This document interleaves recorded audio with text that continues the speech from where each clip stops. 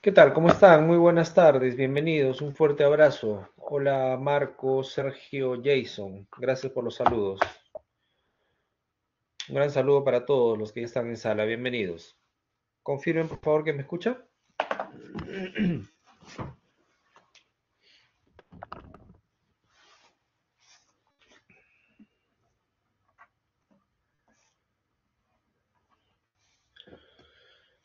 ¿Sí? ¿Podría por favor confirmar que me escuchan? ¿Sí? Ah, perfecto, gracias Jorge, Nayeli. Muchas gracias, gracias por su respuesta. Gracias Valeria, gracias. Ok, bienvenidos nuevamente a todos los que ya están en sala. Repito, un fuerte abrazo. Estamos saliendo del examen parcial. Ya todos tienen sus calificaciones. He atendido todos los reclamos que han llegado en el tiempo establecido para tal fin. Así que los he atendido a todos, ¿no? Salvo que se me haya escapado alguno, pero creo haberlos atendido a todos. Haré una revisión final seguramente hoy día y para subir las notas al Sócrates. ¿De acuerdo? Muy bien. Eso de un lado. Del otro, simplemente recordarles, por favor, que estamos empezando la semana 9. Recuerden que en la semana 10, es decir, la siguiente semana,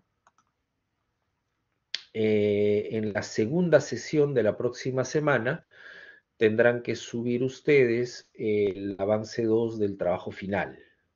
¿Ya? Voy a generar seguramente una actividad para tal fin, para de manera similar a como ocurrió en la entrega número 1, puedan subir por favor la entrega número 2 del trabajo final.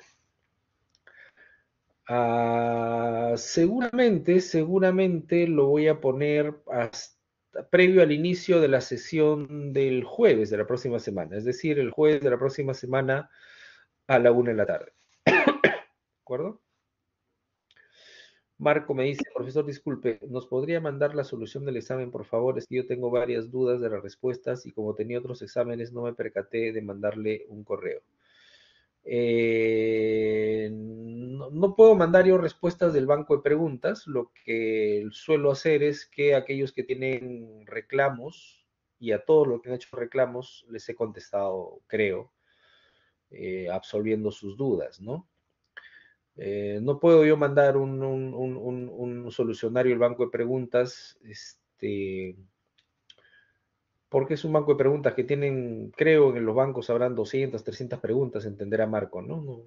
No es posible, no sé exactamente cuál es su examen puntualmente también, porque es un tema aleatorio las preguntas que usted le dice. Si tiene alguna duda, como lo dije en su momento, y esto extensivo a los demás, si hay alguna duda del examen parcial, que en efecto han habido preguntas que han estado mal planteadas, han habido preguntas que no tenían una respuesta clara, ¿no? Todas esas las he absolvido digamos, a plenitud con aquellos que me han presentado sus reclamos, ¿no? Este, lo que podríamos hacer es de repente generar un dominguito, un par de horas, ¿no? Para aquellos que tienen alguna duda respecto de su resolución puntualmente, tratemos de absolver las más que podamos, ¿de acuerdo? Marco me dice, ¿podré hoy mandarle un correo, profesor, para escribirle mis dudas? El tema de los reclamos ya fueron absueltos. Si usted quiere mandarme un correo, igual los voy a atender, pero ya fuera extemporáneo propio a los reclamos, al tiempo estipulado como reclamos. Pero no hay ningún problema. Nicole,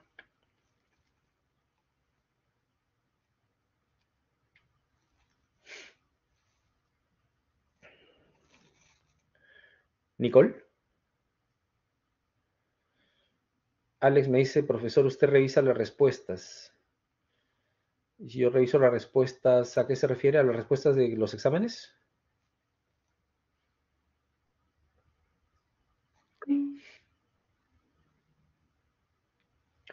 No entiendo su pregunta. Si reviso las respuestas,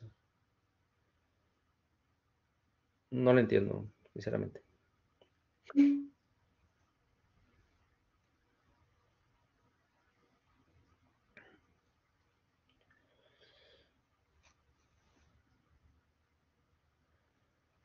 Nicole me dice, no funciona mi micro. Algunos me dicen que te enviaron a tiempo las dudas, pero olvidaron colocar la sección. Pido por favor los considere. Trataré de hacerlo, ¿no, Nicole? Lo que pasa es que es una información fundamental, ¿no? Y lo pedí encarecidamente en el correo que les envié. Si ustedes me mandan reclamos y no me dicen a qué sección pertenecen, imagínense, yo entro en trompo, ¿no? Me tardaría muchísimo tiempo en ubicarlos. Ok, ok. Bien. Repito, ¿no? Yo no tengo ningún problema en absolver las dudas, así que en cualquier momento podemos hacer alguna sesión adicional, ¿no? Lo que yo les puedo decir es que yo no, vamos, los exámenes no los preparo yo, ¿no? Los exámenes los preparan todos los docentes del curso. Cada docente del curso tiene su participación en la preparación del examen, así que yo no sé exactamente qué preguntas le tocará a cada sección en realidad. Por el tema del tema aleatorio, cualquiera le puede tocar a cualquiera. Y entiendo, como he absuelto varias dudas, han habido preguntas que realmente han estado mal planteadas, ¿no? Y a esas que han estado mal planteadas les he dado el puntaje completo.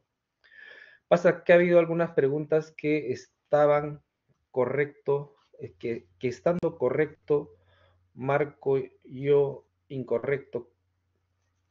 Pasa que ha habido algunas preguntas que estando correcto, marcó como incorrecto, creo yo. Sí, han habido varias de esas, correcto, ¿no? Para eso son los reclamos, ¿no, Alex? Para eso son los reclamos.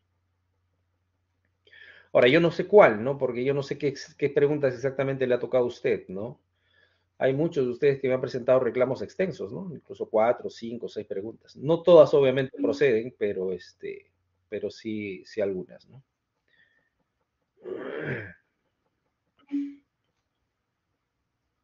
Ni idea, Marco, ¿no? Alex, perdón. Pero no he tenido las capturas de mis respuestas. ¿No tiene usted su examen? ¿No le llega a usted su examen cuando lo rinde? Yo estimo que sí, ¿no? No sé qué es lo que ven ustedes cuando el sistema les devuelve su examen.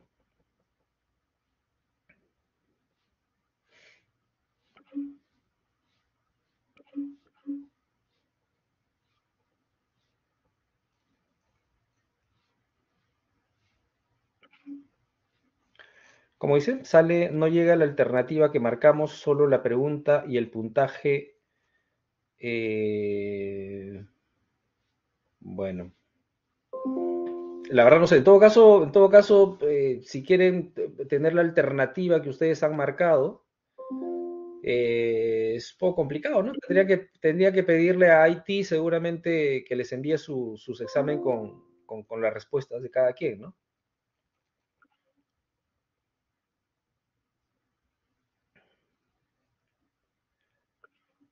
Las preguntas generalmente están bien planteadas, pero sí hay algunas que en efecto no, ¿no?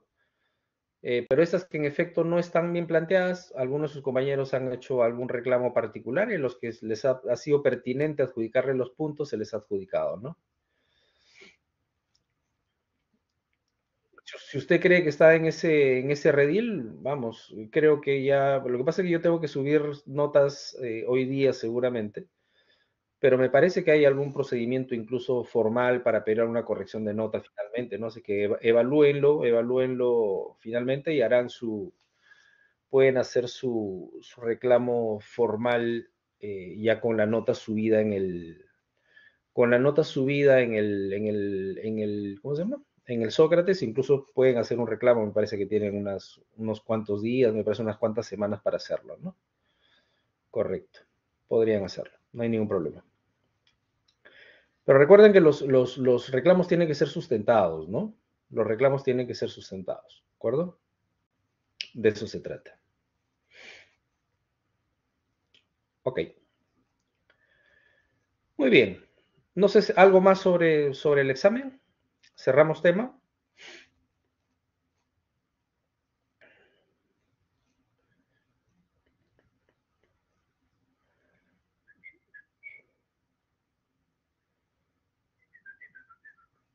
Ok.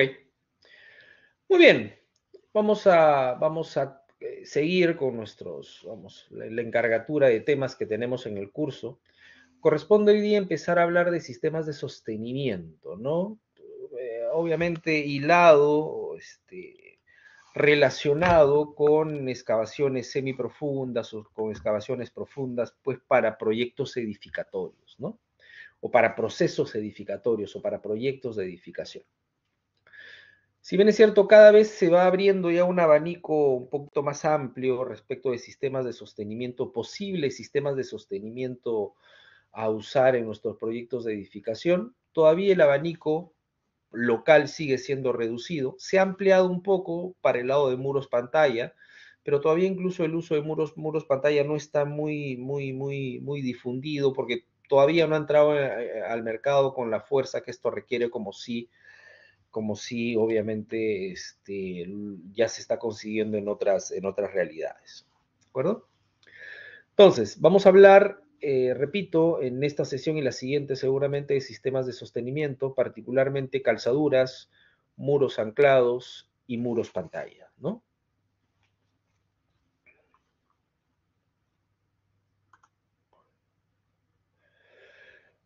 Conocer, los principales sistemas de contención de tierras y los tipos de juntas en proyectos de edificación. Vamos a hablar de calzaduras, muros anclados, muros pantalla y juntas.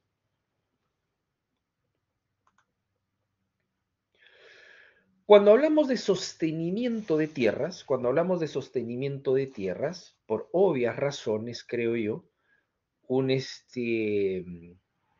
la norma o la normativa a la que hay que recurrir, que un poco nos marca la ruta, un poco nos delimita el recorrido en este tipo de aplicaciones es la E050, que es la norma de suelos y cimentaciones.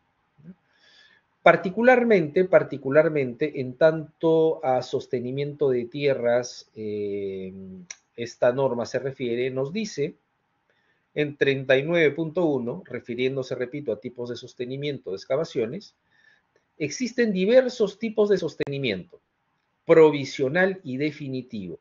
Esto que puede ser, vamos, a priori soslayable.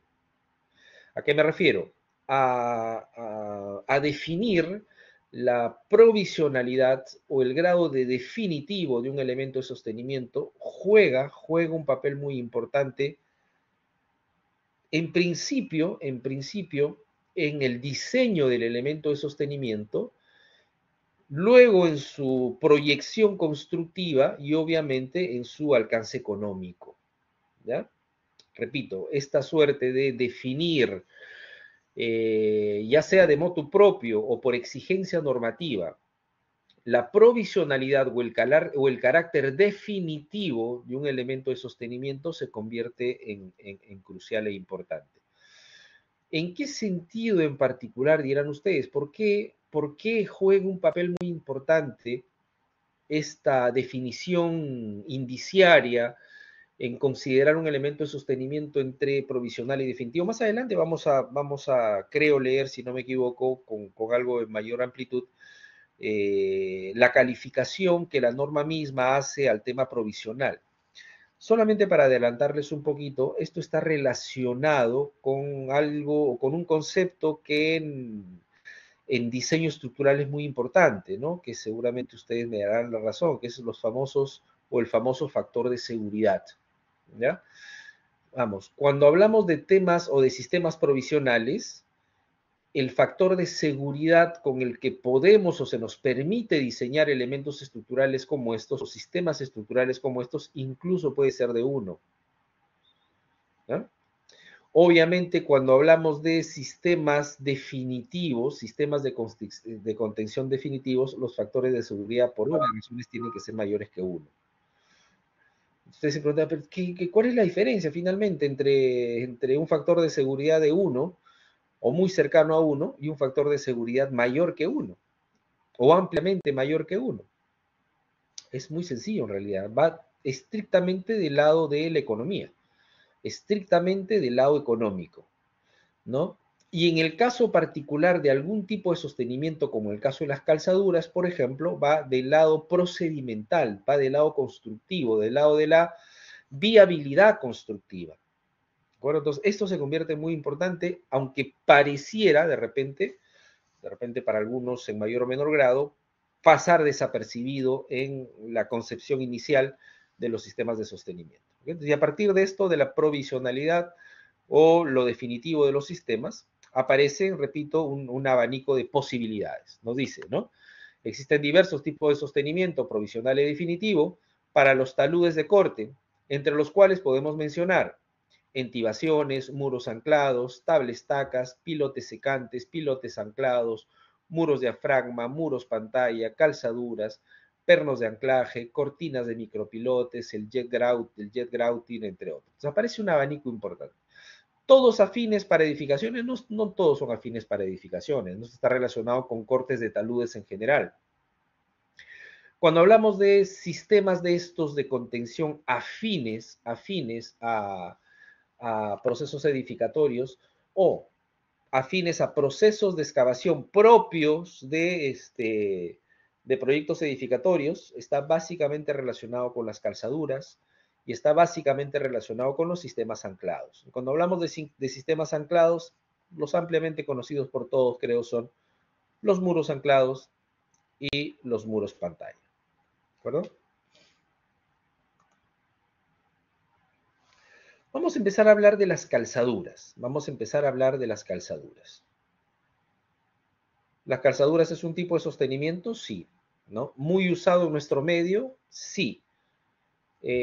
Cada vez menos por las exigencias normativas, también.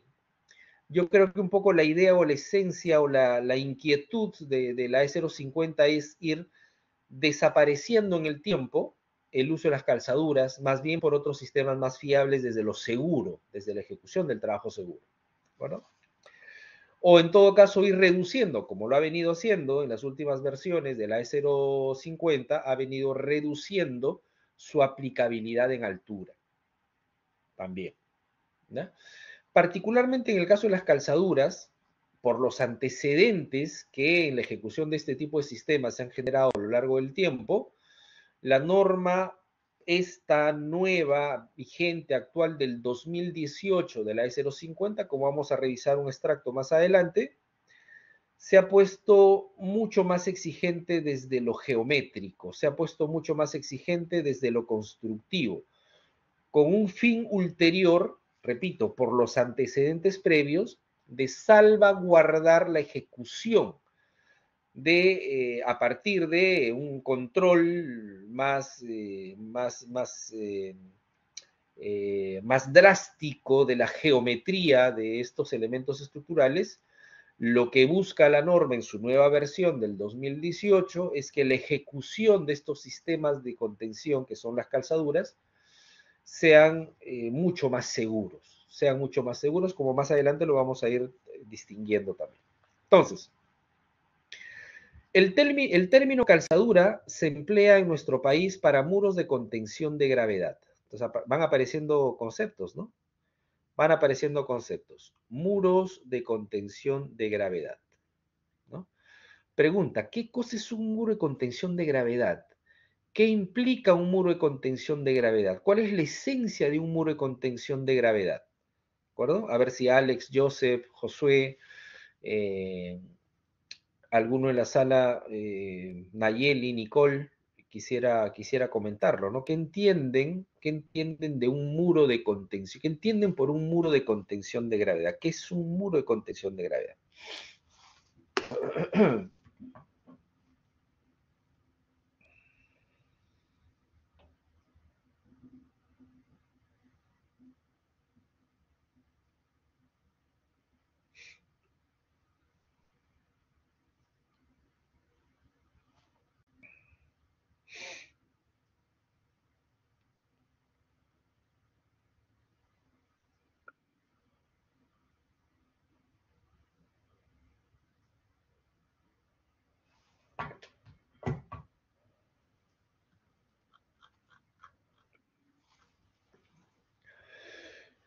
Es un elemento que soporta las cargas de la estructura y es un elemento que soporta las cargas de estructura y debajo del terreno. Hay fuerzas de empuje laterales como verticales, creo yo, me dice Marco. Bueno, sí, un muro de contención de gravedad está alineado con lo que dice Marco, sí, en efecto. Eh, la esencia de un muro de contención de gravedad, ¿no? Imaginémonos que estos son muros de contención de gravedad, como lo venimos indicando. Si este es un muro de contención de gravedad, ¿qué implica, no? Propio de excavación. Eh, que obviamente acá se van a generar propio de la excavación, unos empujes, unas fuerzas por el empuje activo del terreno, ¿de acuerdo? Que no es otra que una fuerza horizontal. Si sacamos una resultante, va a ser una fuerza horizontal. ¿Sí? Cuando hablamos de un muro de contención de gravedad, es generar una fuerza horizontal que se oponga a la fuerza del empuje lateral del terreno, ¿de acuerdo? Pero esta fuerza horizontal, que la podemos llamar una FR, ¿no? Esta FR no es otra cosa que un porcentaje del peso, un porcentaje del peso del elemento estructural o del muro propiamente dicho, ¿de acuerdo? En eso se basa un muro de contención de gravedad, de generar una fuerza horizontal en contacto con el suelo, generada, ¿por qué? Generada, ¿por qué? Por la carga gravitacional que finalmente se oponga a los empujes laterales que el suelo o que los terrenos están ejerciendo sobre él. ¿De acuerdo? Entonces, ¿por qué se llama gravedad? Porque esta fuerza horizontal depende total y exclusivamente de qué? Depende total y exclusivamente del peso propio que finalmente consigamos con el elemento. ¿No? Entonces, esto desde un punto de vista inicial. Obviamente, en este tipo de sistemas donde lo que se busca es el peso propio del elemento, lo que va a sugerir es una geometría medianamente robusta, o robusta diría yo, que garantice pesos importantes para tener respuestas de fricción horizontales también importantes que puedan contraponerse al empuje de los terrenos, pero además que su geometría sea tal que, eh, que el momento crítico de flexión, o más, las tracciones inducidas por flexión, sean tan pequeñas que puedan ser tomadas por un material ciclópeo o por un concreto simple. ¿Por qué? Porque estos elementos propios de su gran volumen, propios de su convicción gravitatoria, no requieren que sean de concreto armado. ¿De acuerdo? Esto está, pero se presta, vamos, entre otras utilidades, pero está muy, muy alineado con la condición constructiva de una calzadura. ¿De acuerdo? Entonces, el término calzadura se emplea en nuestro país para muros de contención de gravedad. Ya más o menos estamos discutiendo qué es un muro de contención de gravedad. Hechos con carácter provisional. También hemos discutido un poco qué significa este tema provisional o este tema de provisionalidad. Cuando se hace una excavación en un terreno colindante con algún vecino o la calle. También para el caso de calzar una cimentación existente que ha sufrido algún asentamiento con el objeto de poder transmitir las cargas actuantes a un estrato mejor, más profundo. ¿De acuerdo? Entonces, cuando hablamos de calzaduras, si bien es cierto, repito, nosotros nos vamos a referir a calzaduras propios de excavaciones medianas y profundas, pero también es posible que escuchen en otra aplicación el término calzadura cuando de calzar, como su nombre lo dice, una cimentación o un cimiento existente requiere, como es este caso, por ejemplo. Si yo tengo una zapata o una cimentación en general o un cimiento en general ya construido, ¿no? Por ejemplo, esta es una zapata construida, ¿de acuerdo? Que por efectos de las cargas que está tomando y por alguna condición que no conocemos, ¿no? Finalmente se nos indica que está sufriendo de repente asentamientos importantes, o que finalmente, por un estudio de mecánica de suelos posterior, se ha determinado que finalmente el nivel o la rasante en el cual se ha desplantado esta cimentación no está acorde con su necesidad resistente, nos dirán, ok, entonces para mejorar el comportamiento o para asegurar un adecuado comportamiento mecánico de esta zapata existente, un comportamiento estructural de esta zapata o este cimiento existente, usted debe calzar esta zapata, repito, con una calzadura que garantice la transferencia de carga de la zapata a una rasante o a un estrato resistente más profundo. Esto también es una calzadura. Esto también es una calzadura, que no es otra cosa que una falsa zapata, ¿no? Falsa zapata o subcimiento, dependiendo del caso en particular. Con la particularidad que le llamamos calzadura, cuando se construye o se ejecuta, cuando la cimentación es una cimentación existente. Y le llamamos subzapata o falsa zapata cuando se construye antes de construir la cimentación. ¿De acuerdo? ¿Qué de particular tiene esta calzadura? Esta calzadura tiene de particular que no está afecta a cargas laterales, ¿no? Porque si nosotros chequeamos el empuje, digamos, de este lado de la cimentación, por decir algo,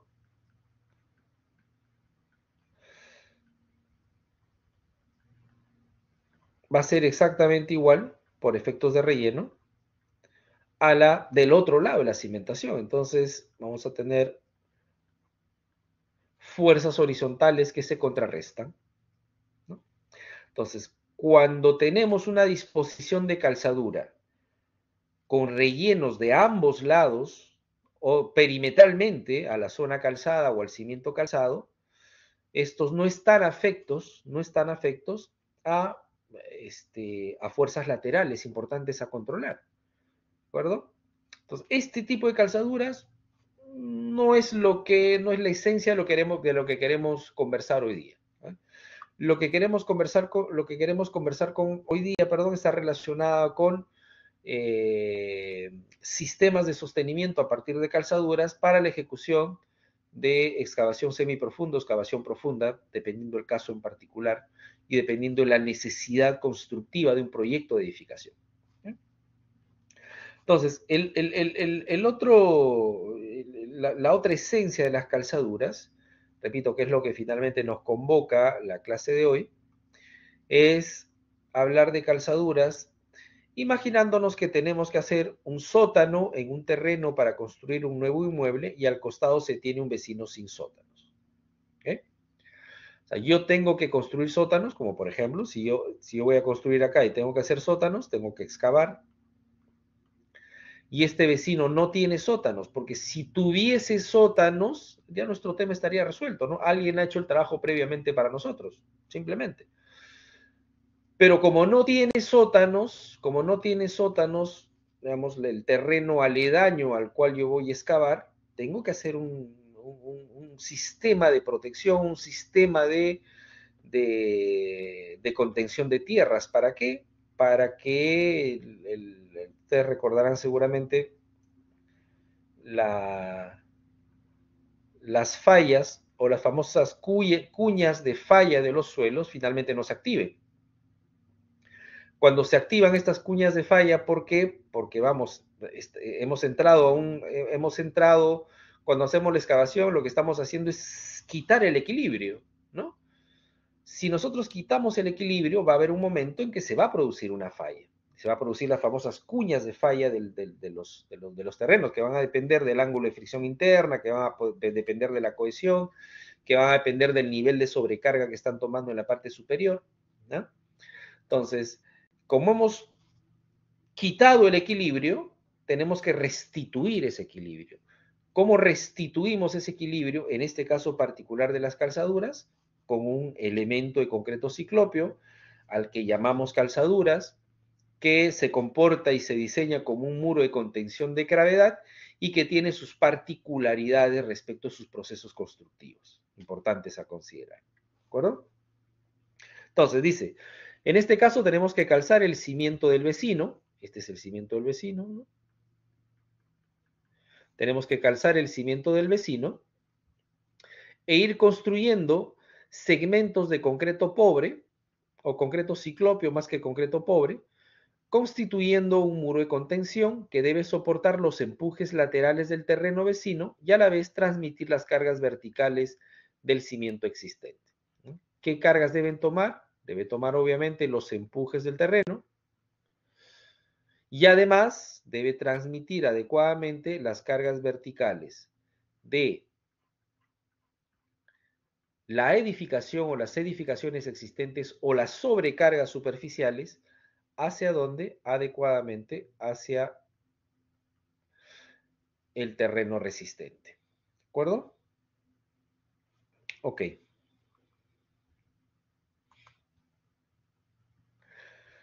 Este último caso, como les digo, es el que nos interesa explicar, ¿no? Repito, eh, desarrollar calzaduras, diseñar calzaduras y construir calzaduras. ¿Para qué?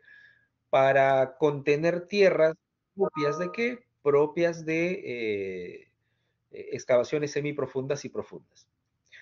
Entonces, este es el caso el que nos interesa explicar, pues cada vez es más frecuente que los edificios tengan sótanos y que estos se construyan al costado de un vecino que no tiene sótanos. La ciudad de Lima tiene en gran cantidad de sus distritos un suelo constituido por gravas con matriz de arena, que tiene muy buena capacidad portante y donde se hacen excavaciones sin mayores problemas. En efecto, ¿no? Como vamos a ir discutiendo más adelante a partir de la lectura de la norma, solamente comentarles un poquito, ¿no?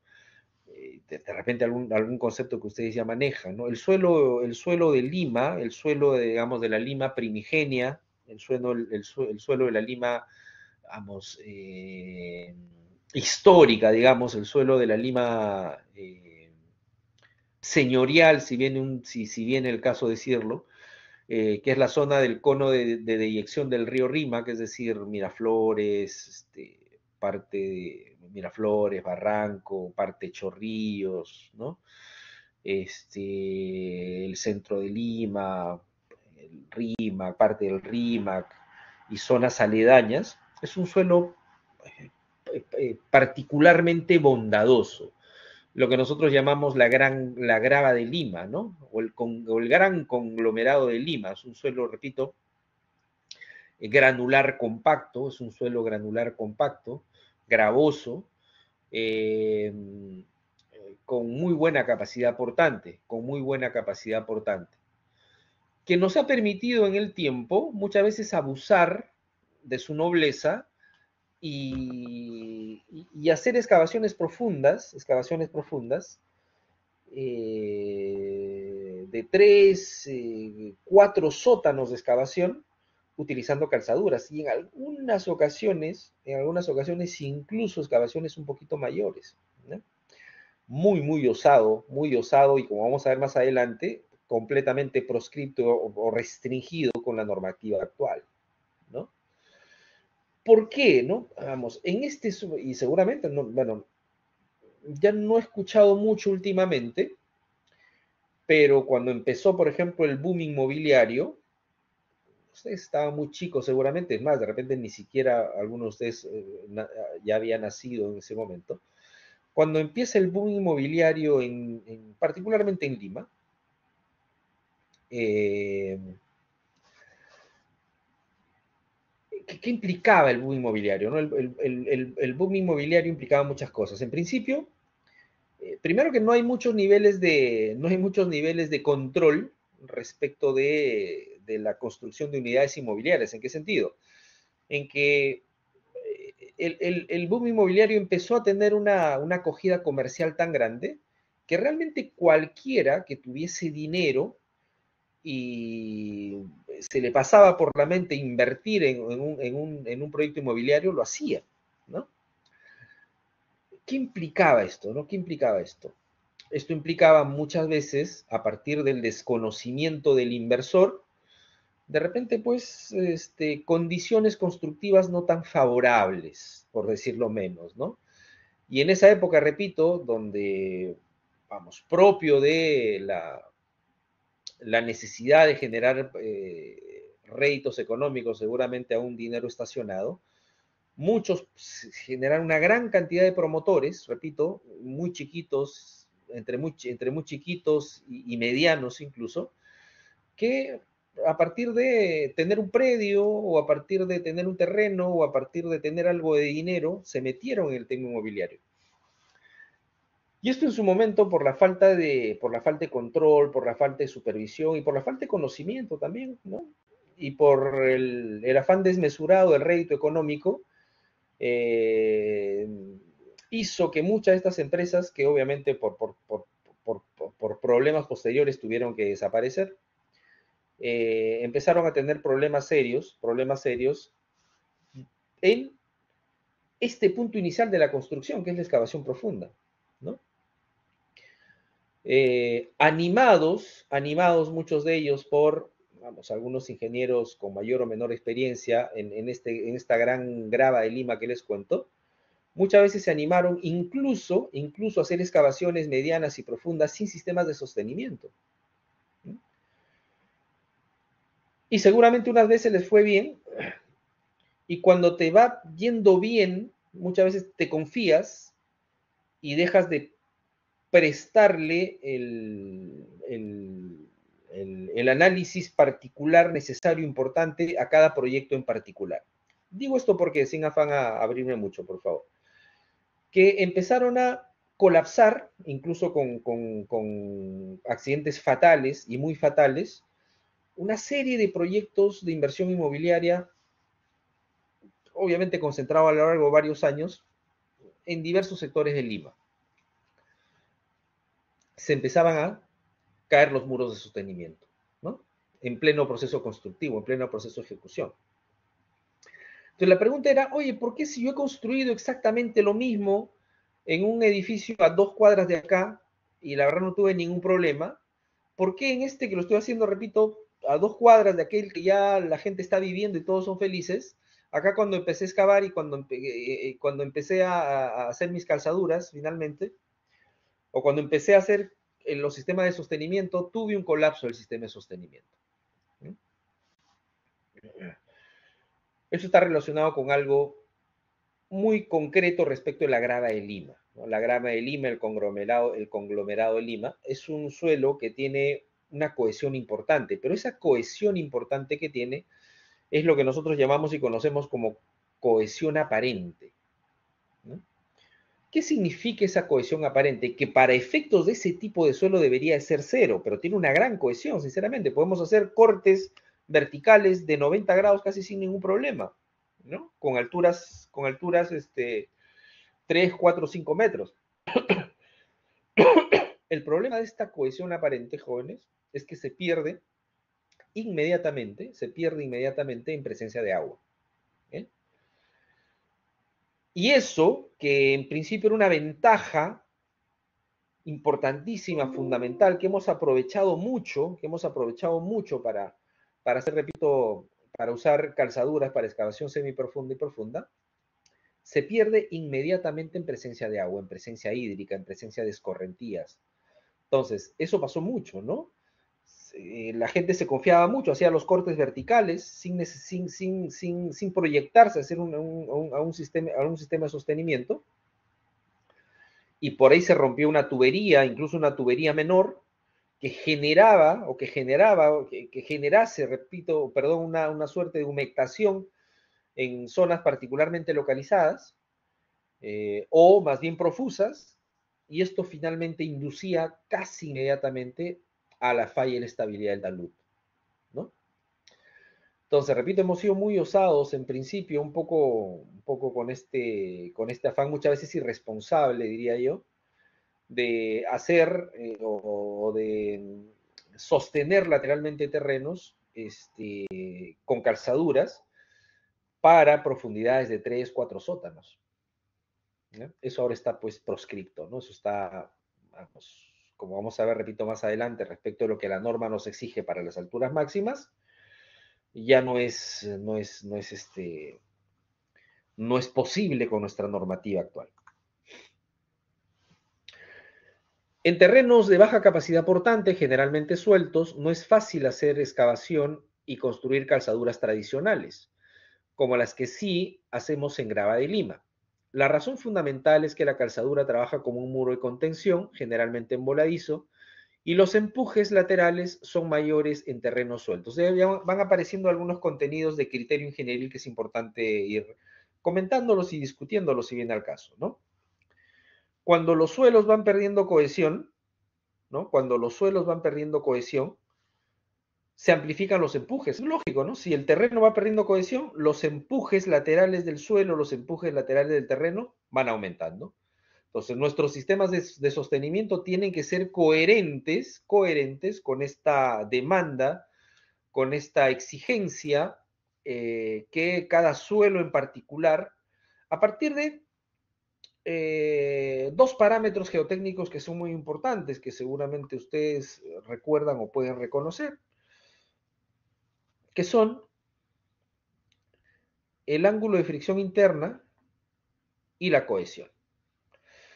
Y estos dos están alineados, ¿no? Estos dos, creo, son, si no me equivoco, son directamente proporcionales. Es decir, si el ángulo de fricción aumenta, la cohesión también aumenta, si no me equivoco. Si el ángulo de fricción disminuye, la cohesión también disminuye. Pero ambos, tanto el phi como el c, son inversamente proporcionales al empuje. Tiene lógica, ¿no?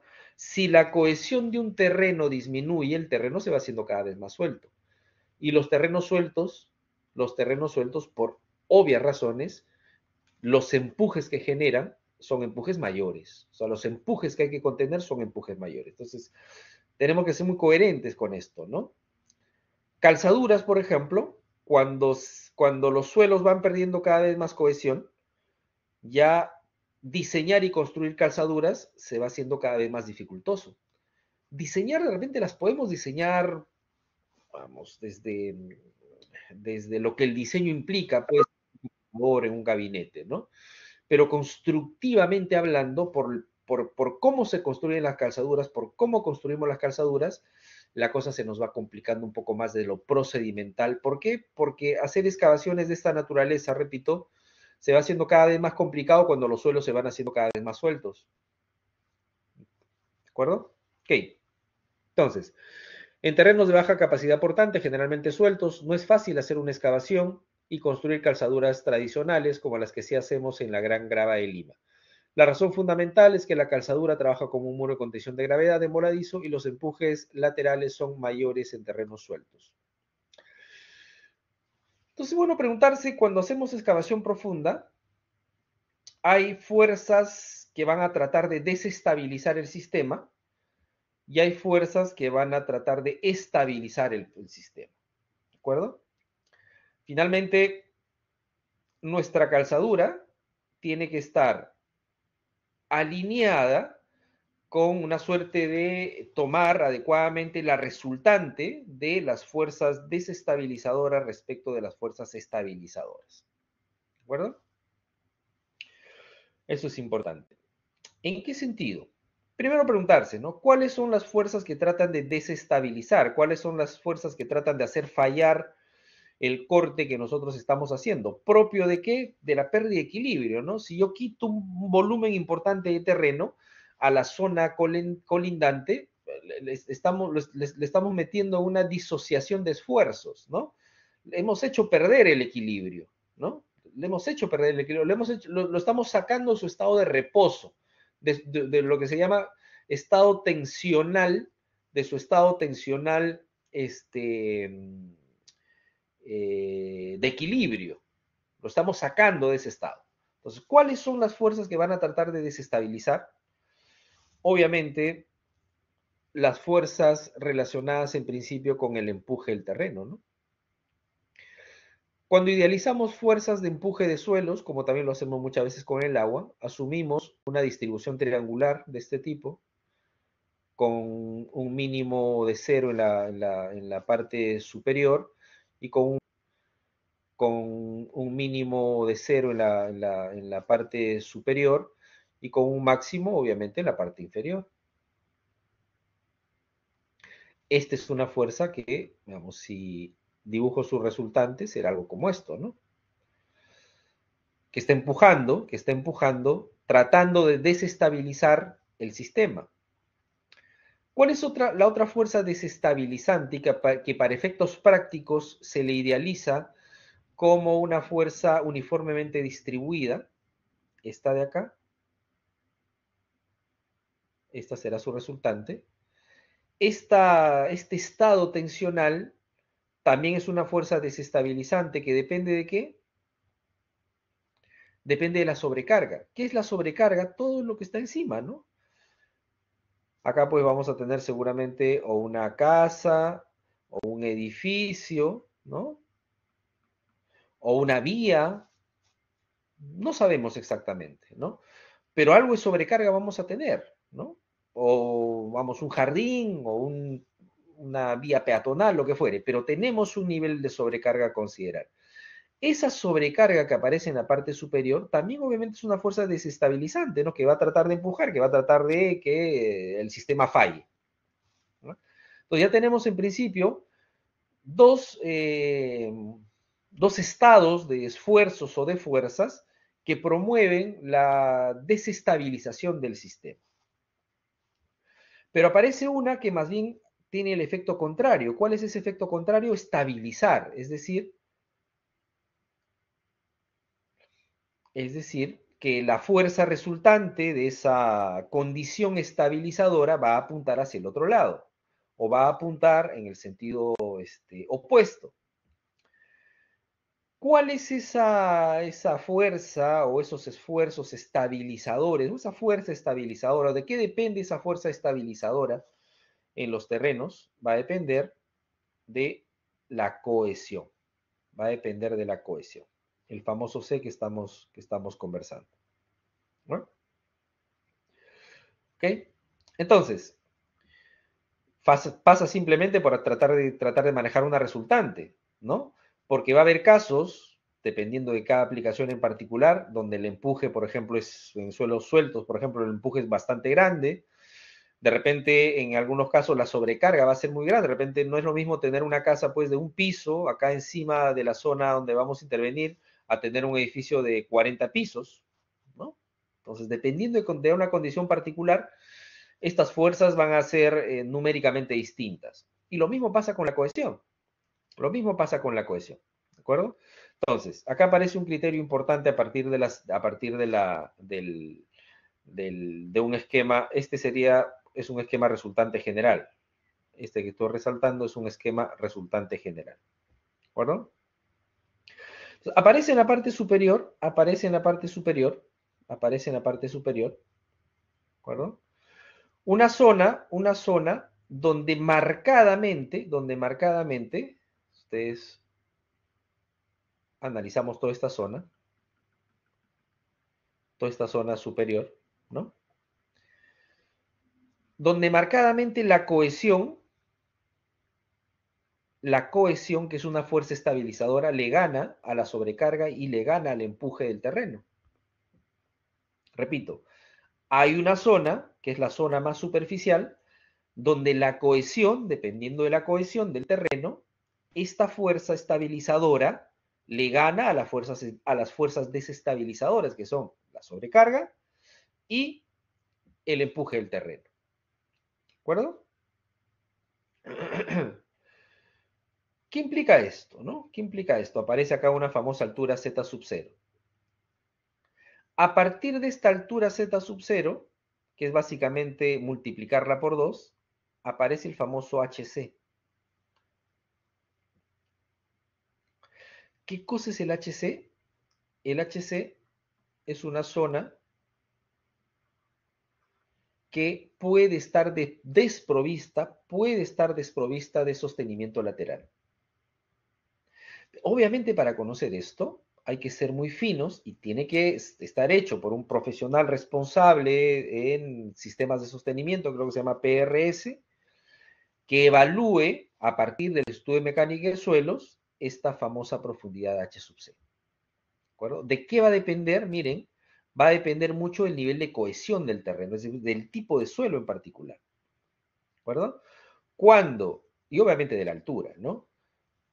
cuando la cohesión, o digamos, o la parte superficial en el que la cohesión le gana a la sobrecarga y le gana al empuje del terreno, esa zona propia de la resultante, donde cambia el sentido de los esfuerzos, donde cambian los sentidos de los esfuerzos, donde cambian los sentidos de los esfuerzos, esa zona puede estar desprovista de sistema de sostenimiento, pero es un cálculo bien fino, ¿no? Es un cálculo muy fino, es un cálculo muy, muy dependiente de la buena ejecución del estudio de mecánica de suelos.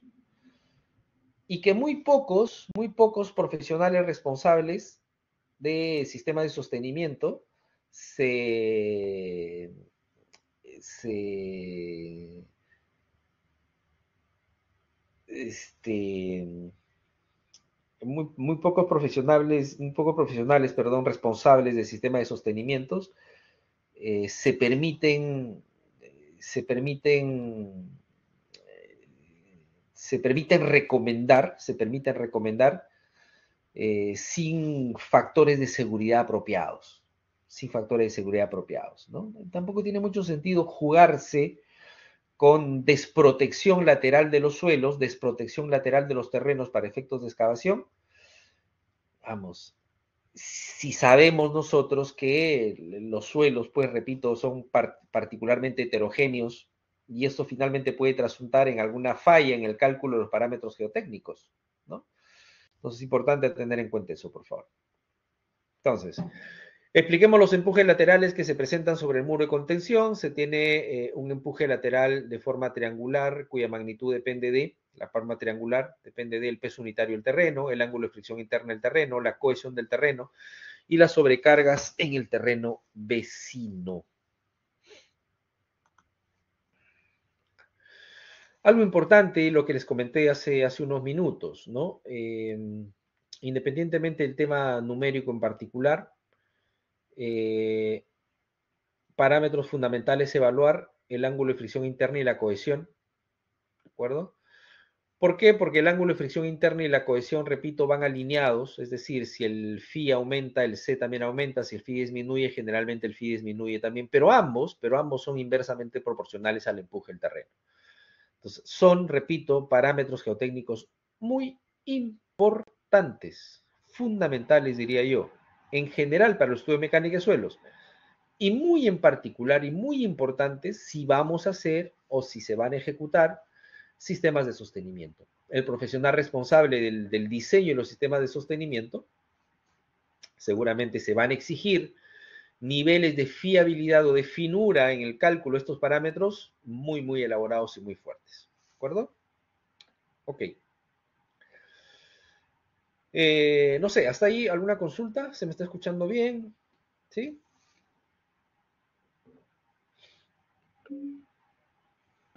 Perfecto. Profesor, ¿podría repetir la definición del HC? El HC, sí, claro.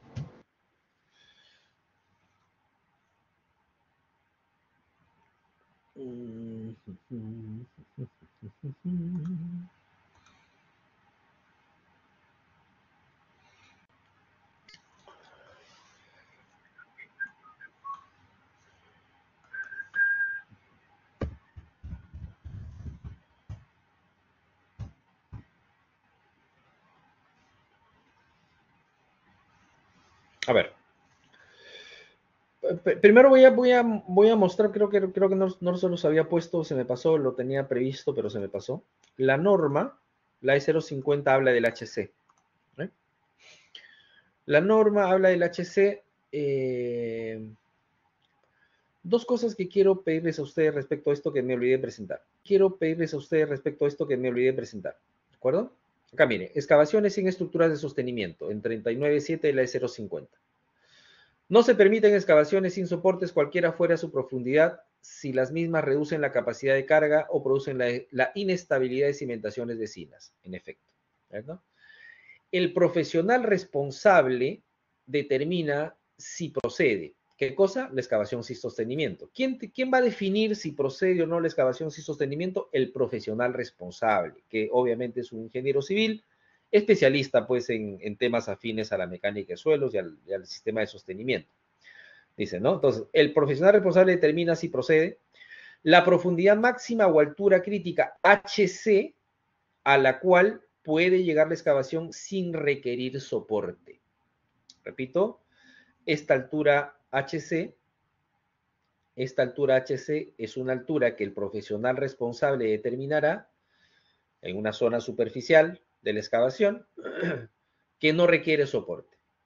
¿Cómo se calcula eso en todo caso? O cómo se, vamos, porque no vamos a calcular propiamente, pero sí para tener el criterio medianamente claro de su aplicación. Esto que les venía comentando, ¿no? Esto que les venía comentando, ¿dónde está?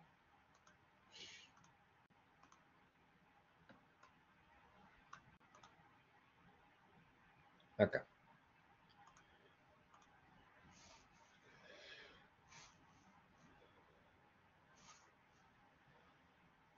Cuando hacemos un análisis de carga de este tipo, tenemos cargas que desestabilizan y cargas que estabilizan.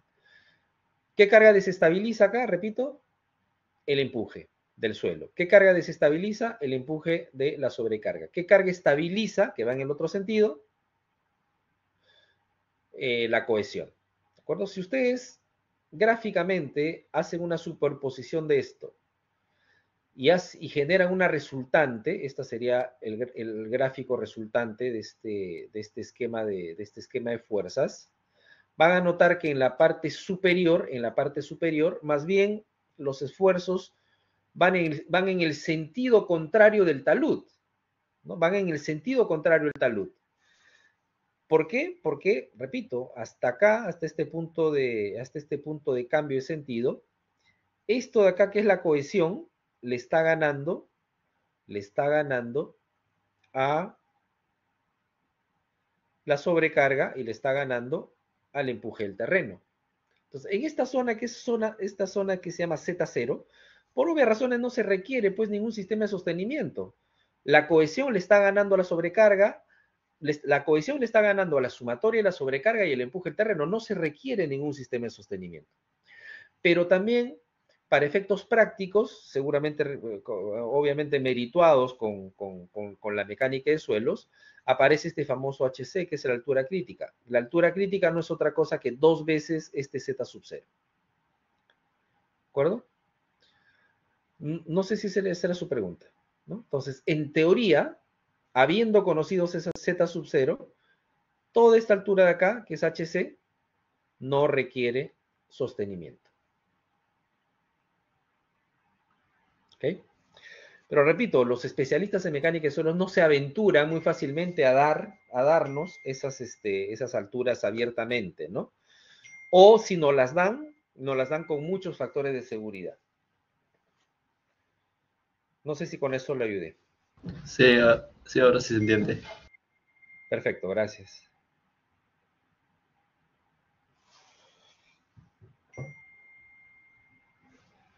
Ok.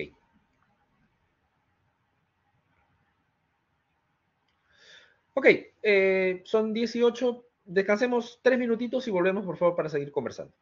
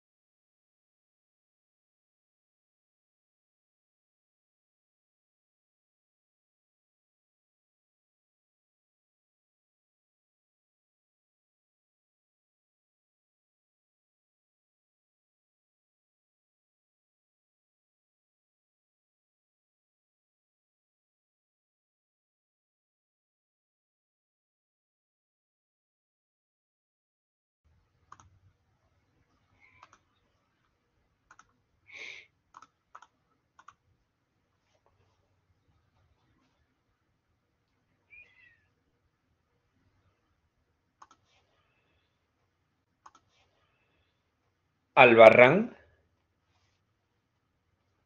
Presente, profesor. Atachagua, Presente, profesor. Cabanillas, Presente, profesor. Campos,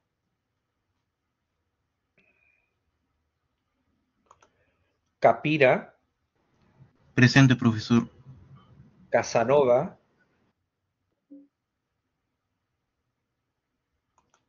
Castillo,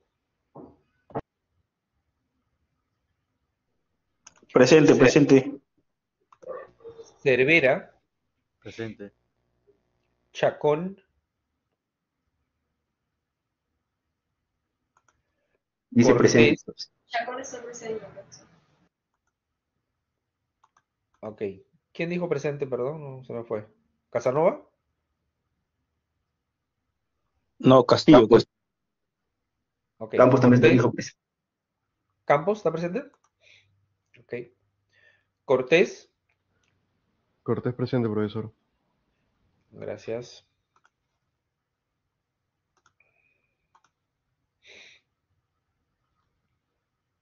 Echegaray. Espino. Espino presente, profesor. Espinosa. Presente, profesor. Flores. Presente. González. Huamán. Presente. León. Presente. Lizano. Presente.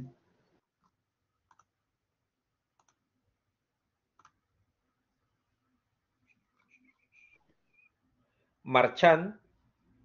Presente. Mauricio. Presente, profesor. Meneses. Presente, profesor. Mío. Presente, profe. Montesa. Presente, profe. Ordóñez. Presente, profesor. Ormeño. Presente, profe.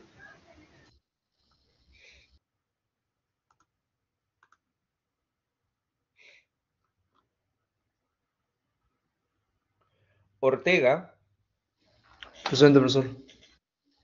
Osores. Presente, profesor. Pérez. Presente. Pillaca Diego. Presente, profesor. Pillaca Cristian. Presente, profesor. Quispe Jason. Presente, profesor. Quispe Aarón. Presente. Quispe Fiorella. Presente.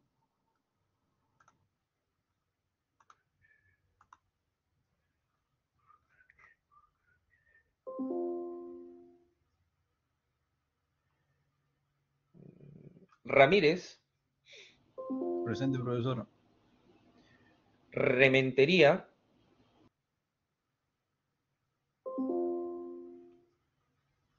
Reynoso. Presente, profe. Rojas. Presente, profesor. Saavedra. Sacha. Presente, profesor. Presente. Salas. Presente, profesor. Salas, ¿no? Salas, y eso Salas. Ok, perfecto. Saavedra también, Suárez. profesor. ¿Quién, perdón?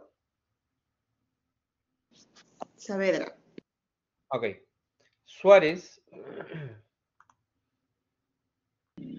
Profesor, Profe Casanova escribió en el chat. González Perdón, Suárez. por favor. Tejada. Presente, profe. Torres. Presente, profesor. Vargas. Presente. Vidal. Profe Casanova escribió en el chat también. Dijo presente varias veces. Ok. Casanova. Ok. ¿Alguno más? Tengo Chegaray, Flores. González, por favor. González. González Diana, ok. Sí, gracias. Tengo Echegaray, Rementería y Suárez. ¿Me ayudan quién escribió, por favor?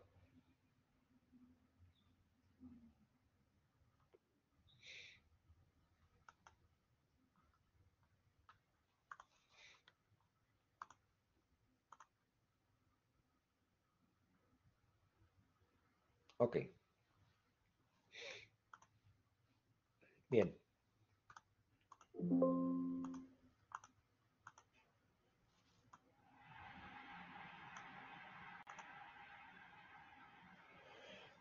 Bien, continuemos hablando de las calzaduras. En la E050 hay unos artículos particularmente dispuestos para este tipo de sistemas de sostenimiento, que es importante se detallen pues a plenitud, porque repito, su uso es bastante difundido y es importante conocerlos para poder diseñarlos y para poder construirlos de manera adecuada.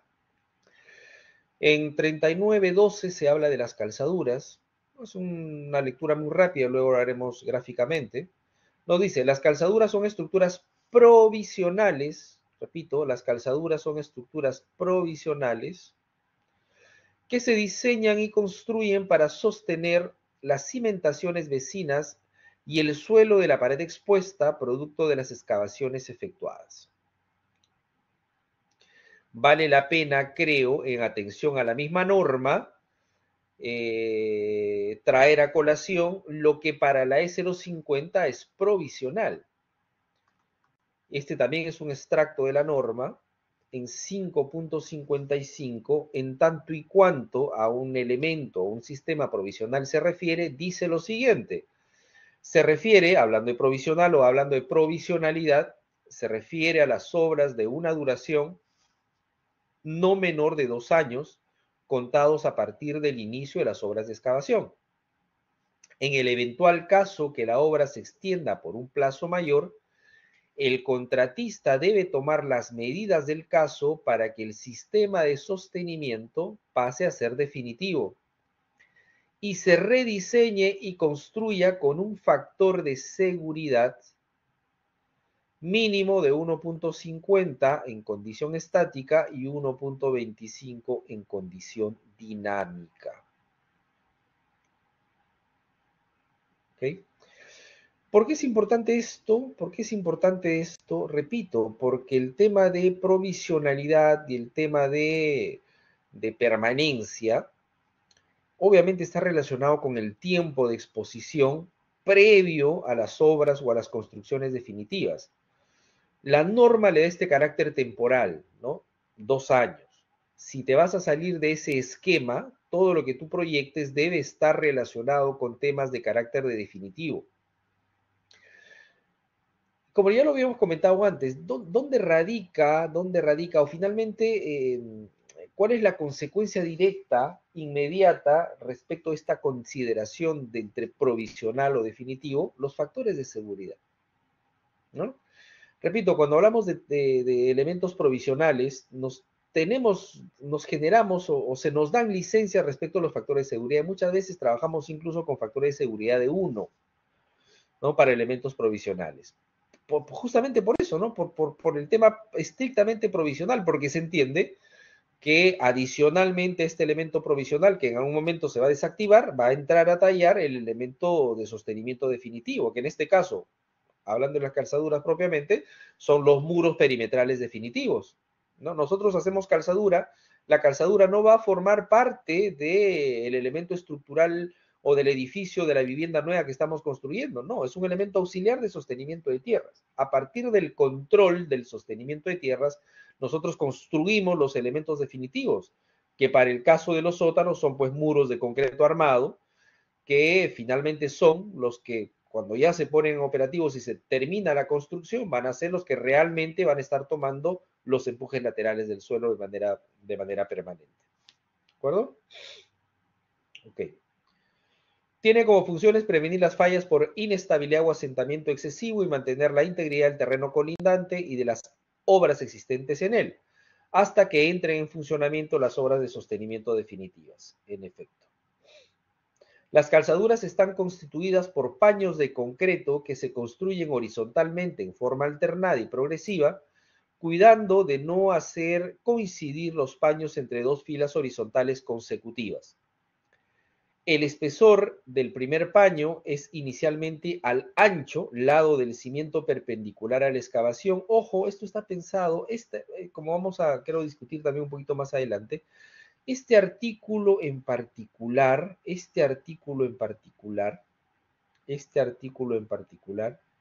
está pensado en cimentación corrida, ¿no? Cuando vamos a calzar, perdón, cimentación corrida. ¿Ok? Entonces, el espesor del primer paño es inicialmente igual al ancho o el lado del cimiento perpendicular a la excavación, del cimiento al calzar, y se incrementa con la profundidad con un mínimo equivalente al 10% de la altura del paño previamente colocado. Eso lo vamos a ver gráficamente para que se entienda mejor. Las calzaduras son diseñadas para las cargas verticales de la estructura que soportan y para poder tomar las cargas horizontales que le induce el suelo y los sismos. Acá en 39.12.6 aparece ya la limitación en altura. Nos dice que la altura total de la calzadura no debe ser mayor de 5 metros. ¿Okay? No debe ser mayor de 5 metros en gravas arenosas densas con finos, ni mayor de 2 metros en caso de arenas medianamente densas, ni mayor de 3 metros en el caso de arcillas sueltas. Obviamente, esta suerte de distinción y esta suerte de pertinencia de altura máxima está relacionado pues con las condiciones o los parámetros geotécnicos del suelo que vamos a excavar o del tipo de suelo que vamos a excavar. ¿Qué quiero resaltar de esto? Que ya la norma nos hace una limitación respecto del uso de las calzaduras. En el caso más favorable, solamente 5 metros. Cuando hablamos de excavación para edificaciones, básicamente lo podemos relacionar con cantidad de sótanos, ¿no? Cuando hablamos de 5 metros, estamos hablando de 2 sótanos, ¿no? Estamos hablando de 2 sótanos. Cuando hablamos de 3 metros, estamos hablando de un sótano, ¿no? Y cuando estamos hablando de 2 metros, puede ser pues un semisótano, ¿no? Esto, por ejemplo, es una limitación concreta muy importante que la norma hace respecto a cuál es la altura máxima que podemos utilizar al momento de excavar, hasta qué altura máxima podemos utilizar calzaduras, ¿no? ¿De qué va a depender? Va a depender de las consideraciones geotécnicas, de los parámetros geotécnicos del suelo que vamos a excavar. Máximo, en las mejores condiciones resistentes de los suelos, 5 metros. ¿Qué equivalen 5 metros para efectos de, comparativos de excavación en edificaciones? 2 sótanos. 2 sótanos. ¿De acuerdo? Esa limitación es muy importante de retener, por favor. Y para el caso particular de las calzaduras, esta figura que aparece en la E050, por favor, que los invito a revisar, es un gráfico pues particularmente importante, ¿no? Esta figura número 9 es una figura particularmente importante porque dice mucho para efectos de control en este tipo de elementos estructurales. ¿De acuerdo? Primero, algo que se los había comentado, ¿no? Si bien es cierto, la norma, cuando nos habla de cuál es la profundidad mínima en la parte superior de la calzadura, cuando habla de la profundidad mínima en la parte superior de la calzadura, se refiere a esta profundidad, ¿no? A esta profundidad.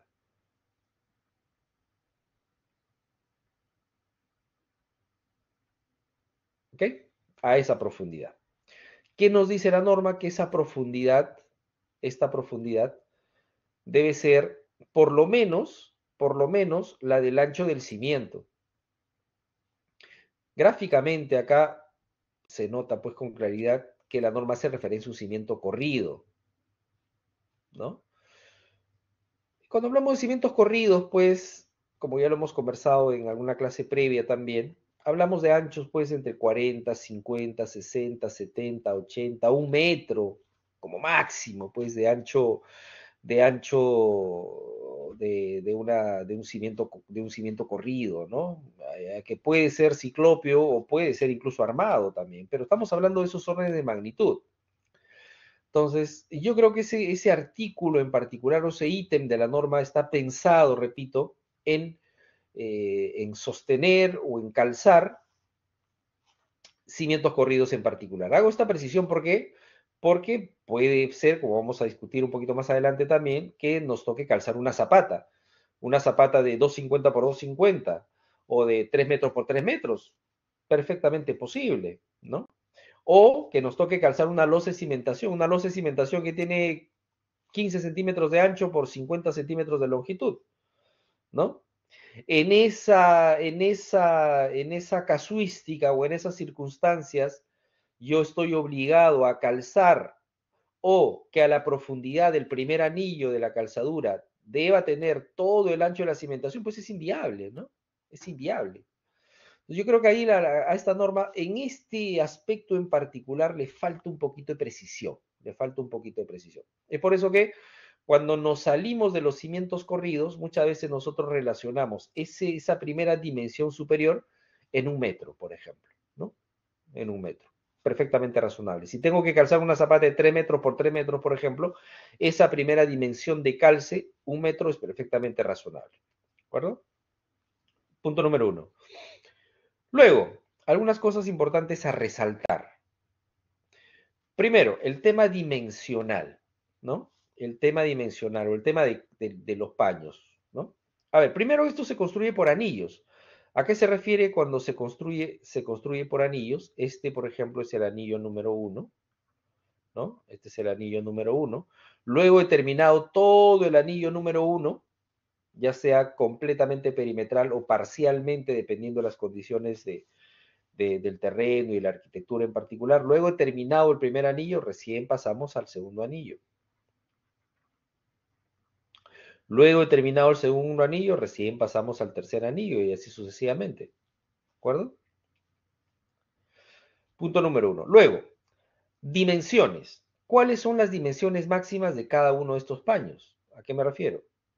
¿Qué dimensión deben tener en elevación estos paños que se construyen individualmente, pero que finalmente nosotros los asumimos como que se comportan monolíticamente? ¿De acuerdo?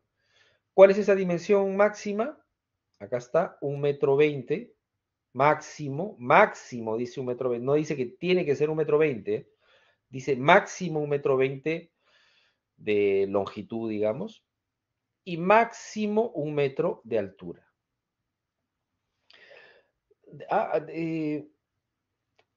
Comento esto, por favor, porque esta norma, la del 2018, se ha puesto, para el caso particular de las calzaduras, mucho más drástica geométricamente. ¿Okay? Mucho más drástica geométricamente. Es decir, estas dimensiones, no tanto el 1,20 m, sino el 1 metro, era mucho más permisivo en las normas anteriores. Creo que incluso se nos permitía hacer excavaciones con 2 metros de altura, ¿ya? Para cada uno de los anillos. Entonces la norma dice, y esto no tiene mayor afectación al comportamiento estructural porque se va a seguir comportando como un muro de contención de gravedad, eso no cabe duda, ¿de acuerdo? Un poco la filosofía de la norma, apretando esta condición geométrica en la ejecución, va más del lado constructivo, más del lado de la seguridad en la construcción. ¿De acuerdo? Ese es un primer cambio importante respecto a la geometría en este tipo de elementos, ¿ya? Para que lo tengan en cuenta, por favor. ¿Qué más importante a resaltar que ha cambiado respecto a las calzaduras, ¿no? A partir de la gran cantidad de calzaduras que pues, me ha tocado hacer en mi vida, ¿no? ¿Qué cosa ha cambiado que creo importante merituar? Ya. La secuencialidad. ¿Qué significa la secuencialidad? La secuencialidad significa, por ejemplo, si solamente pensamos o miramos el primer anillo, ¿ya? Este anillo número 1. Voy a borrar esto, ¿ya? Si miramos solamente el anillo número 1, este de acá, para efectos de secuencialidad, primero se hacen los unos, es decir, primero excavo, encofro y vacío el concreto en los unos. Luego,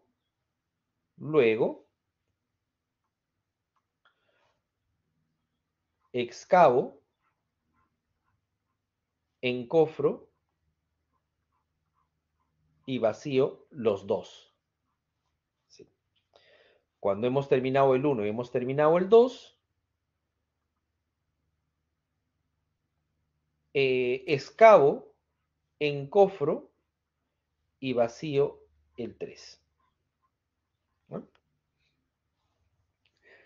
A ver, ¿esto qué implica finalmente? Que la secuencialidad es 1, 2, 3. 1, 2, 3, 1, 2, 3, 1, 2, 3. 1, 2, 3, 1, 2, 3, 1, 2, 3. Solamente pensando en el primer anillo, ¿ya? En los siguientes anillos es exactamente lo mismo, con otra afectación numérica simplemente. ¿De acuerdo? ¿Por qué digo que esto es importante? Porque previo a la actualización del 2018, la secuencialidad permitida era 1, 2, 1, 2, 1, 2, 1, 2. Desde el trabajo seguro, es muchísimo más seguro para la edificación que estamos calzando, es muchísimo más seguro el 1, 2, 3 que el 1, 2, entenderán. Es mucho más seguro el 1, 2, 3 que el 1, 2. Por favor, eso es importante, ojalá se entienda. ¿Ya? Ok. ¿Qué más? Miren, que tantas cosas podemos sacar de esta figura para calzadura. Esta figura número 19 es fundamental, ya es fundamental. A ver, ¿qué cosas más podemos resaltar? Este arranque encadenado, ¿no? Este arranque encadenado. ¿A qué me refiero? A que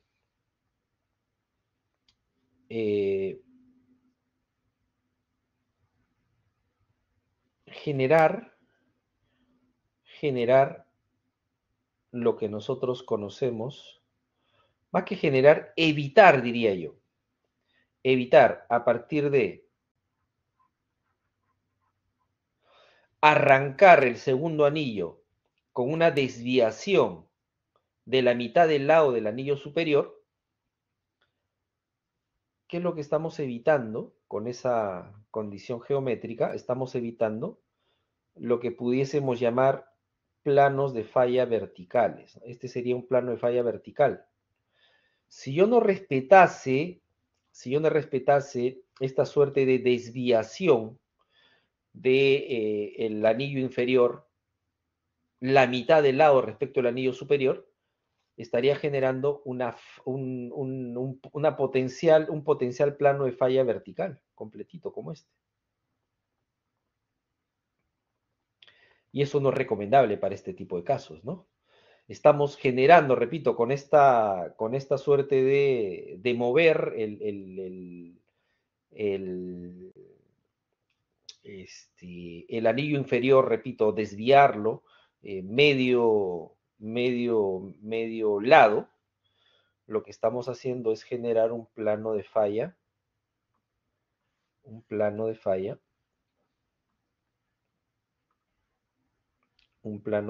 como este, ¿no?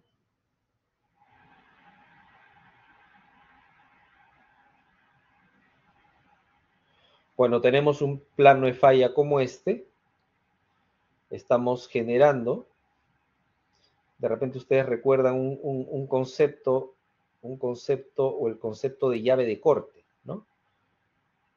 Tenemos toda esta sección que no forma parte de la junta como elemento resistente al cortante propio de las cargas verticales, ¿no? Ojalá eso se entienda, por favor, porque es muy importante. Esto no ha cambiado respecto a a las versiones anteriores porque siempre para los anillos inferiores, para evitar planos de fallas verticales, ¿no? Se hacía esta suerte de desfase de medio lado de los anillos inferiores respecto a los superiores. Importante, ¿ya? Consulta, ¿hasta ahí cómo vamos? ¿Esto se está entendiendo lo que estamos hablando? ¿Sí?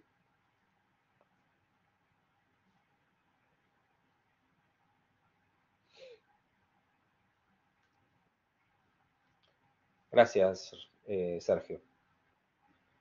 Perfecto, perfecto. Ok. ¿Qué más importante resaltar? Gracias, Cristian. ¿Alguna cosa importante resaltar? Sobre todo marcando distancia respecto de la normativa previa. Este 1 en 10,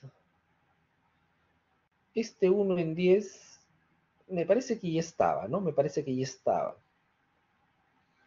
¿De qué se trata este 1 en 10? De tener una pendiente razonable. Básicamente riego por la ejecución segura, ¿no? Porque con pendientes de este tipo, de este orden, lo que se consigue es evitar de algún modo el famoso efecto socavón, que antes era muy común. ¿Qué es el efecto socavón? Que muchas veces, digamos, el segundo anillo, exagerando, ¿no? Era particularmente más profundo respecto del primero. Entenderán que excavar en estas circunstancias es muchísimo más peligroso. Entonces la norma nos dice, ok, vamos a ir profundizando, sí, pero tienes que limitar esa pendiente de profundización. ¿Por qué? Porque si tienes una pendiente muy pronunciada, estás generando el efecto socavón. Recuerden que si estamos metiéndonos en la excavación debajo es el efecto túnel, ¿no? No tenemos ningún tipo de protección en la parte superior. Estamos extremadamente expuestos, ¿no? Bueno, nosotros seguramente no nos vamos a meter ahí a hacer la excavación, pero estamos exponiendo necesariamente e indebidamente a los que están ejecutando directamente la tarea. A eso se refiere, por favor, y eso también me parece muy importante, ¿ya? ¿Qué más? ¿Qué más? ¿Qué más? ¿Qué más?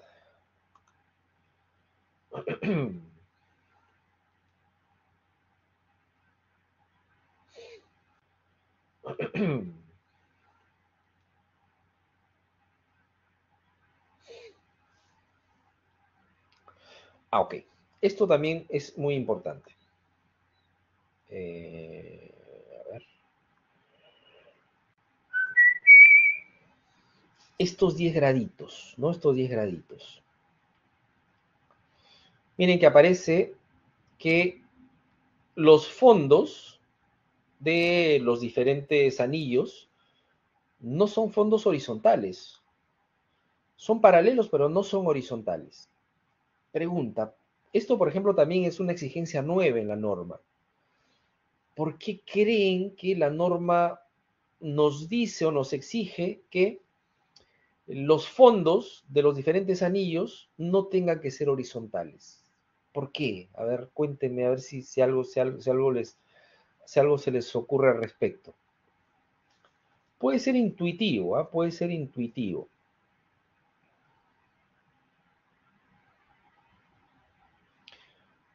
¿Por qué esa es la sugerencia de la norma?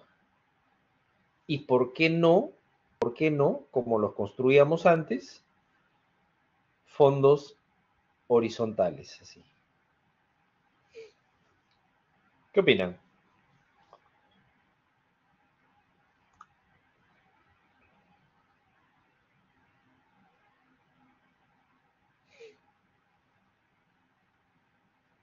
¿O da lo mismo?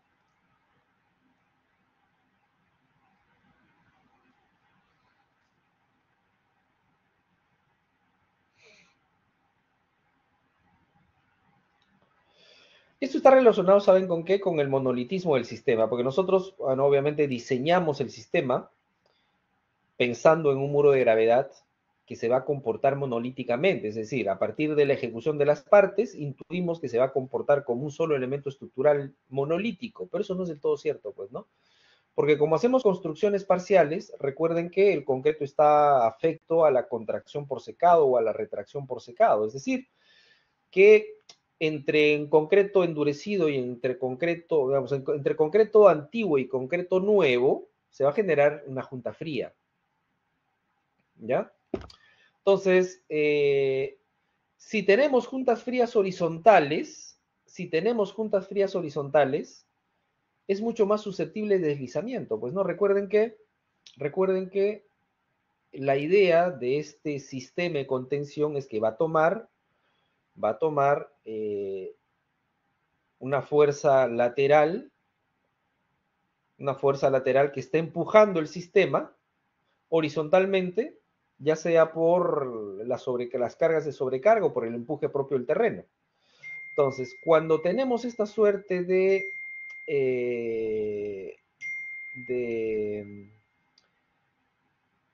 conexión no horizontal, se genera el efecto cuña, ¿no? Un elemento va a empujar al otro, entonces ambos van a ser solidarios en la contención de estas fuerzas horizontales. Pero si tenemos juntas completamente horizontales, como las hacíamos antes, repito, propios de la contracción por secado, pueden aparecer incluso juntas frías extremadamente visibles incluso al ojo, ¿de acuerdo? Y si no es lo mismo, pues, tener este nivel de posible deslizamiento que tener una inclinación donde cuando viene la fuerza por acá, va a empujar al otro y se van a convertir en solidarios, ¿de acuerdo? Ese, por ejemplo, es un alcance nuevo de la norma que es muy importante valorar, por favor, ojalá se entienda, ¿de acuerdo? ¿Se entendió eso, jóvenes?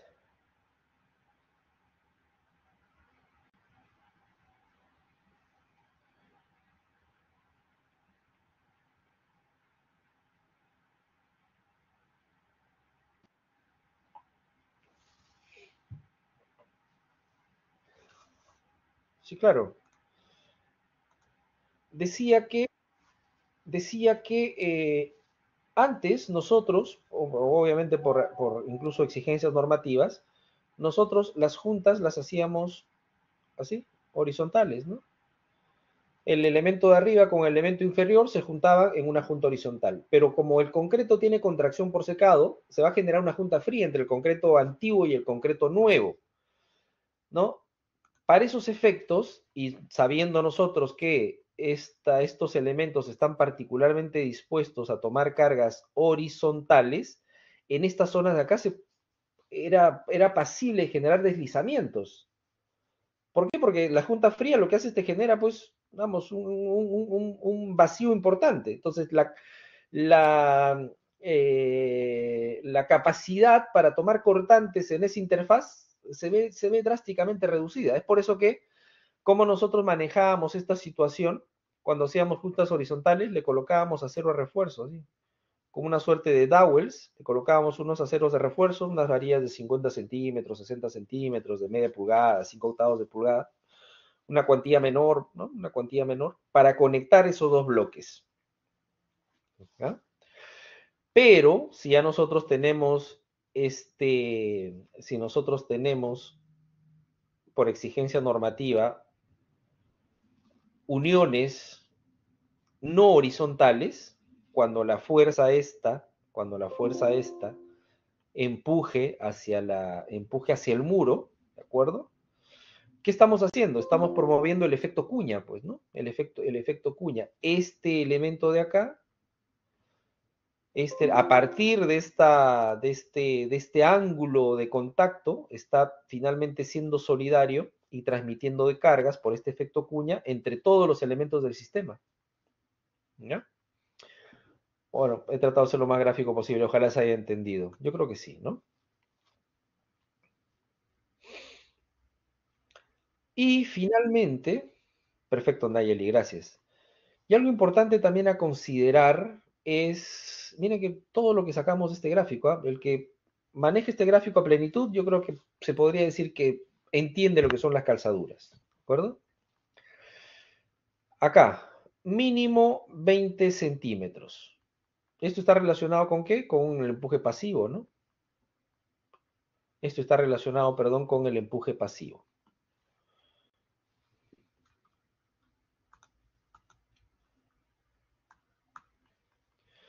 Esto está relacionado con el empuje pasivo. Carambas. Una profundidad mínima acá, un pequeño empuje pasivito para el que ayuda en el otro sentido. A ver, ¿qué es lo que, si podemos hacerlo más de 20 centímetros, mejor, ¿no? Pero constructivamente hablando es complicado hacer esta zona del empuje pasivo mayor a 20 centímetros, mayor a 50 centímetros, sinceramente. Es bien complicado hacerlo, ¿no? ¿Qué es lo que trata la norma, o cuál es la esencia de la norma con esto? Que el terreno o el fondo de la excavación finalmente no esté enrasado con el fondo de la calzadura. Porque si está enrasado con el fondo de la calzadura, finalmente esta fuerza de reacción que se va a oponer al empuje activo del terreno puede ver reducida su acción desde el lado de la efectividad, ¿no? Puede ver reducida su acción desde el lado de la efectividad. Un poco para garantizar, en todo caso, que se desarrolle a plenitud esta fuerza de reacción que va a contrarrestar o va a contrapesar el empuje pasivo. Recuerden que esta FR no es otra cosa que un porcentaje del peso, ¿de acuerdo? Esto también, imagínense, ¿no? O sea, solamente para ponernos a pensar, ¿no? Si yo tengo, por ejemplo, un flaquito, ¿no? Que está apoyado en el piso y viene una fuerza de viento por acá, ¿no? Una fuerza de viento. Y tengo por acá más bien un gordito.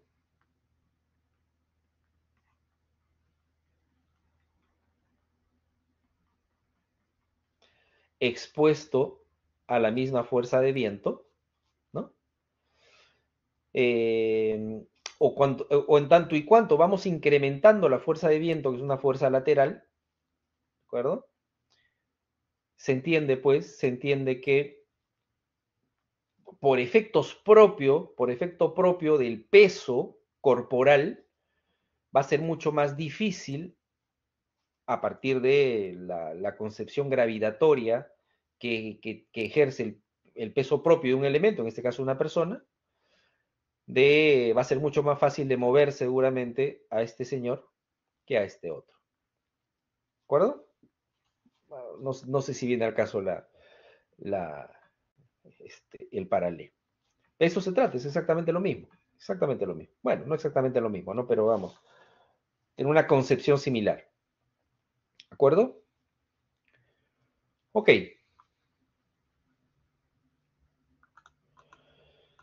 Y nada más creo con este gráfico, ¿no? Nada más creo con este gráfico.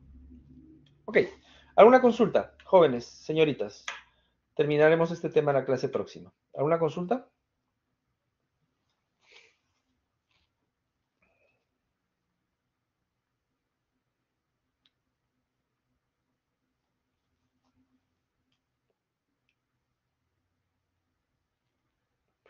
Perfecto. Ok, muchísimas gracias, que estén muy bien. Estén atentos, por favor, porque seguramente debe ser para hacia la siguiente clase proponer también la tarea que corresponde a esta semana para que vayan acumulando para la PC2 de la semana 12. Un fuerte abrazo, que estén muy bien. Como siempre es un placer conversar con ustedes. Cuídense mucho. Hasta la siguiente clase. Hasta luego.